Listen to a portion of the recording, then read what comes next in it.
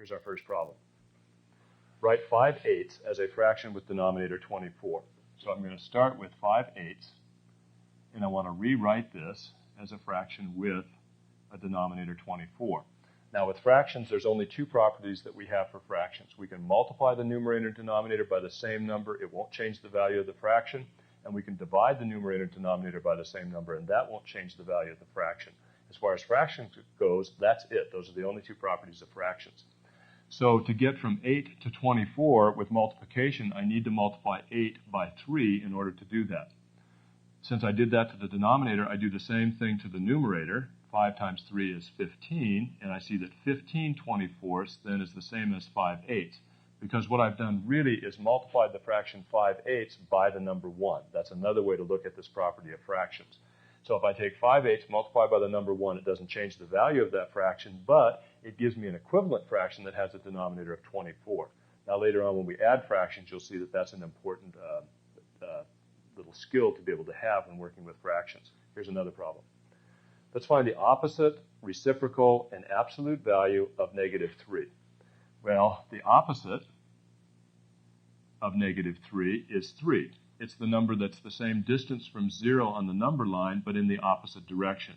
So -3 is to the left of 0 on the number line. Its opposite is +3, which is 3 units to the right of 0 on the number line. The reciprocal of -3 is -1/3. Now, we haven't covered multiplication with negative numbers yet, but you'll see when we do, a negative number multiplied times another negative number gives us a positive number. And 3 times 1/3 is the number 1. So reciprocals are numbers that multiply to 1. And now the absolute value. The absolute value is the distance -3 is from 0 on the number line without regard to the direction it is from 0. That is always a positive value. So the absolute value comes out 3. That's the distance that -3 is from 0 on the number line.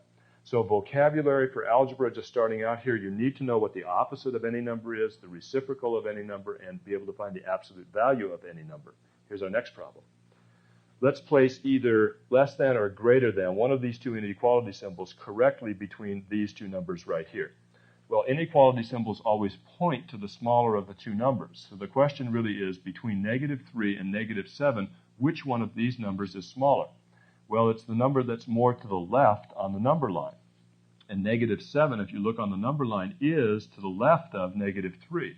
So -7 must be the smaller of the two numbers. So that's the correct inequality symbol to use.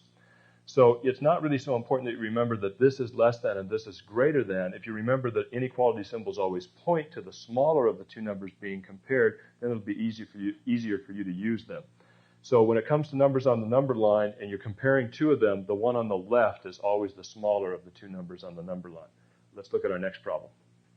We want to simplify, and here we have an expression that involves absolute value. Absolute value will work in the same way that parentheses do. We need to simplify everything inside there first, and then we'll take its absolute value when it's down to a single number. So inside the absolute value symbols, I have to go inside the innermost parentheses first. So I have 10 minus absolute value, 7 minus 2, times the quantity 5 minus 3, which is 2. Close my absolute values. Now I'm still working inside the absolute value symbol. 7 subtract 2 times 2 is 4. I need to multiply before I subtract. 7 subtract 4. I still can't take the absolute value yet because I only know how to take the absolute value of a single number. So I can't do anything with these absolute value symbols until this is down to a single number. I have no properties for absolute value or anything else. So let's continue. 10 subtract absolute value. 7 subtract 4 is 3. Now, the absolute value of 3 is just 3. So this is 10 subtract 3. Not too much of a big deal there. 10 subtract 3 is 7. So absolute value, when they're in a big expression like this, they work the same as parentheses in that they group the things inside there together. So I'm inside the absolute value symbols. I have to go inside these parentheses, work my way out until I'm down to a single number inside there, take its absolute value, then I finish the problem. Here's two more problems. Let's multiply. I have a couple of fractions. 1/2 times 3. This is the same as 1/2 times 3 over 1. Any whole number by itself can be thought of as a fraction with a denominator of 1. Now when I multiply fractions, I multiply numerators. 1 times 3 is 3. And I multiply denominators. 2 times 1 is 2. So the answer there is 3/2.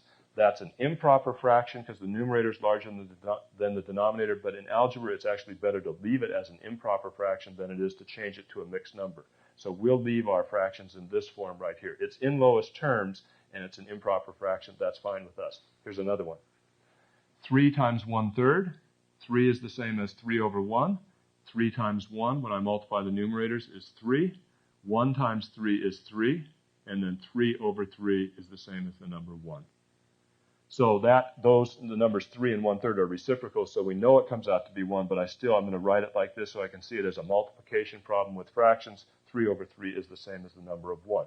So there's a look at some of the problems that we can work in, some of the vocabulary that's associated with the real numbers, the set of numbers that we're going to be using throughout this course.